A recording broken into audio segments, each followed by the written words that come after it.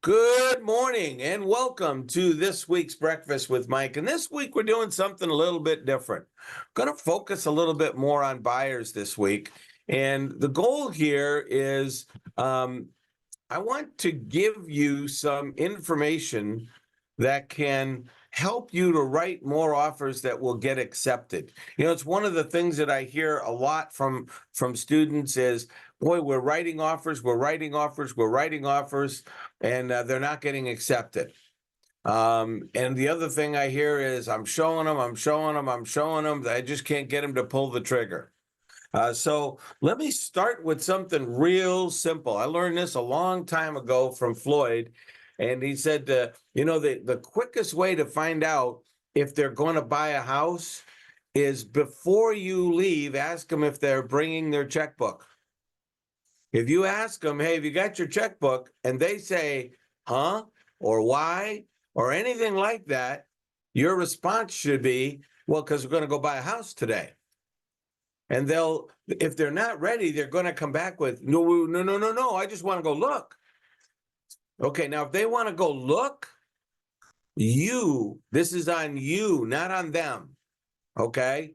You didn't ask them enough questions. You didn't figure out where their motivation is. And I know there's a lot of people out there that will go show multiple homes and they're not ready to buy. And you kind of feel like, well, that keeps you busy, but busy isn't productive. Every week I start these calls off asking people, what did you get signed this week? I used to ask, how was your week? And people go, oh, I was so busy. What'd you get signed? Oh, any day now. Yeah.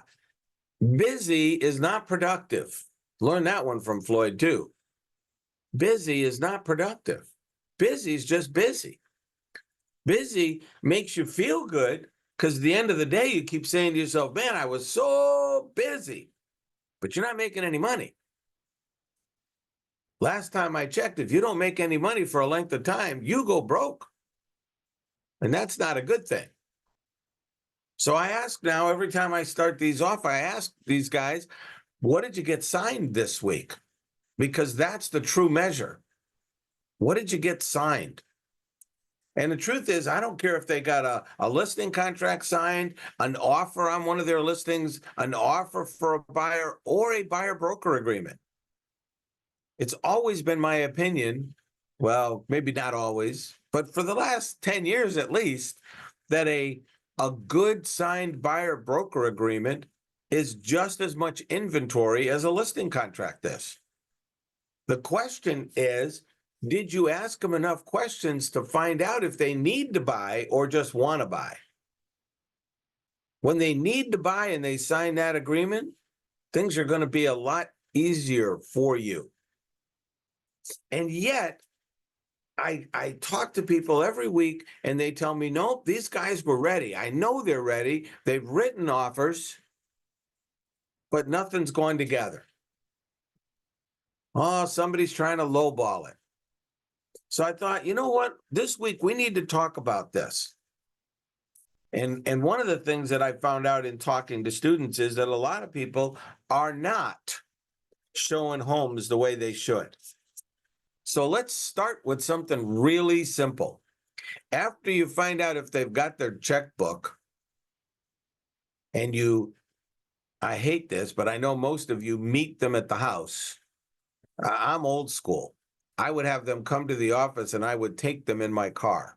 I know, nobody does that anymore, but that's the way I did it because I wanted to talk to them. Between showings, I wanted, and if they're in the car behind me, I can't do much. Up to you. If you decide you want to meet them at the house, that's fine. So you meet them at the house. Is that really the first thing we should have been doing? Probably not. Some of you have taken very strongly into the networking system, and you talk to listing agents, and you find that some of those listing agents have pocket listings that you can show. But you're trying to show those pocket listings the same way you would show something that was really prepared for MLS. See, when they prepare it for MLS, they go through an awful lot more. They hire photographers to go in there, sometimes videographers to go in to the house to get it ready. And when they do that, well, normally the house is all cleaned up. You know, there's no dishes in the sink. The beds are made, all that kind of stuff. But when you go to show something that's a pocket listing, those properties aren't always ready to be shown. So here's my question. Why would you show it the same way? Why wouldn't you show it by telling them, listen, I don't have a clue what's inside here. This place could be a dump.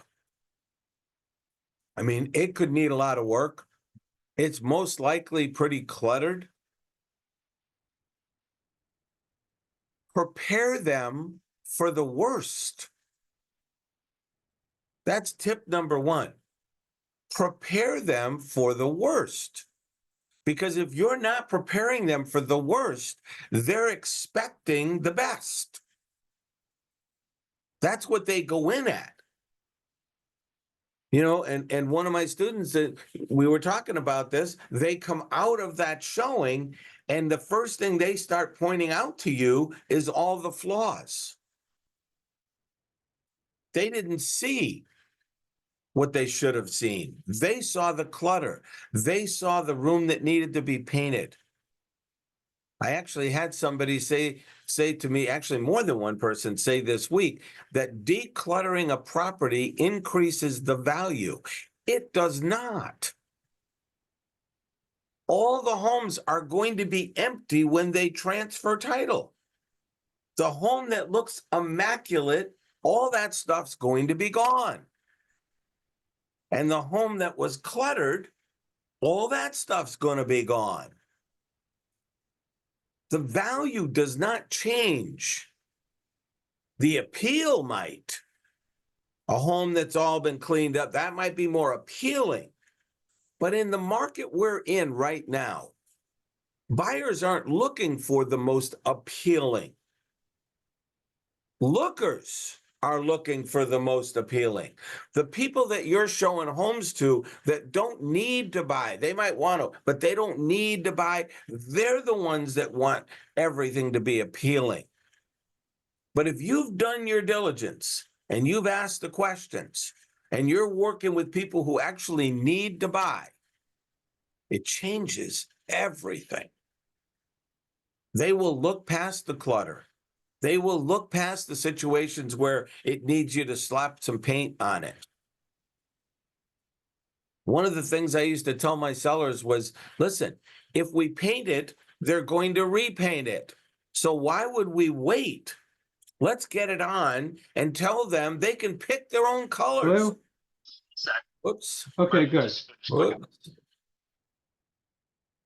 Let's turn around and tell them you can pick your own colors. Don't hold a property back because of that. And when you're showing a property, prepare your buyer for the worst. That's the best thing you can do to start out. Prepare them for the worst. And you know what happens when they come out of that house? They say, that wasn't so bad. What are you trying to tell me? You told me this place was a mess. They'll go, that wasn't so bad. Because now, and that's going to be the second thing I'm going to tell you, the second way to get them to write an offer that'll get accepted is when you've got them in there, point out the positives. What are the positives? Not the positives the way you think. You're not buying this. The positives that they already told you they want in a house. When you sit down and you talk with them, okay, what do you want? Yeah. Now, let's talk about this. If it doesn't have everything you want, what do you actually need?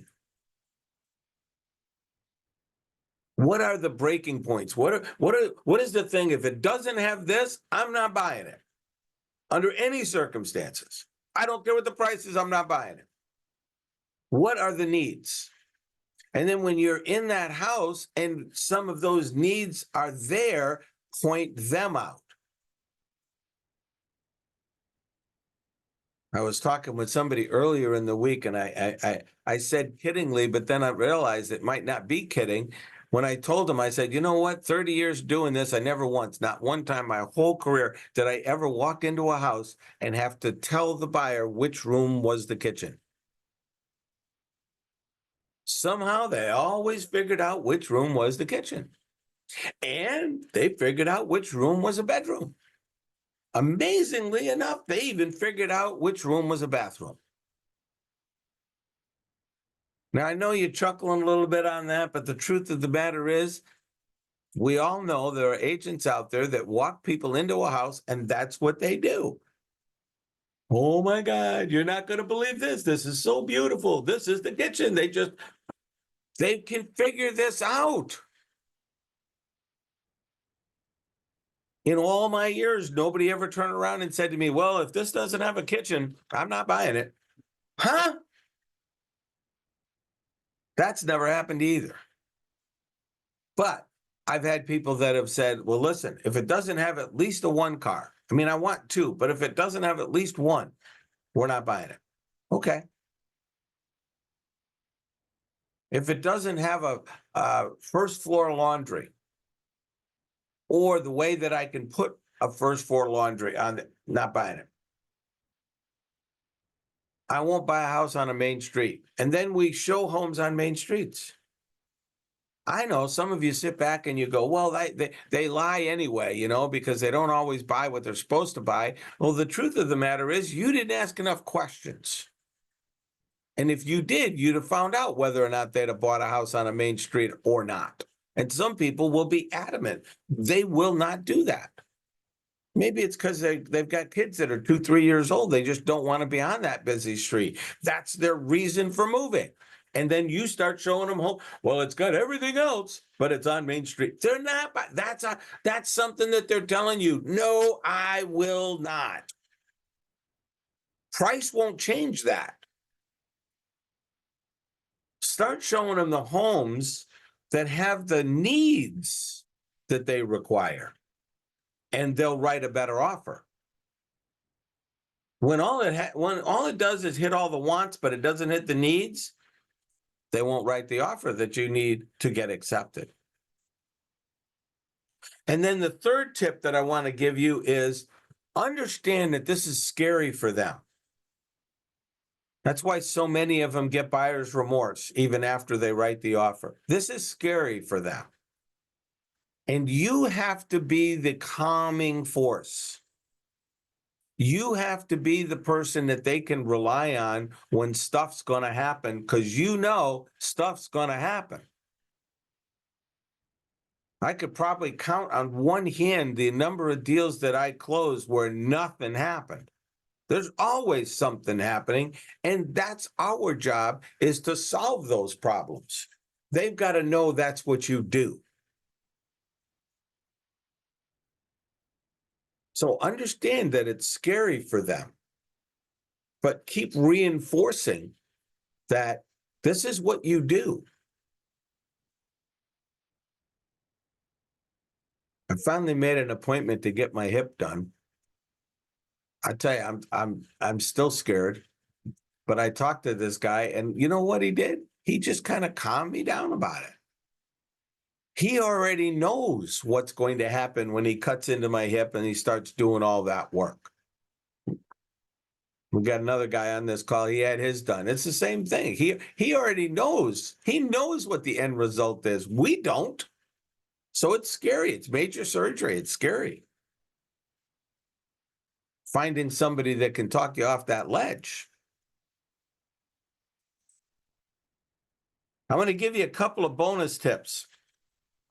If you do what I just suggested, prepare them for the worst, point out the positives, and reinforce the fact that they're scared and you need to be there for them.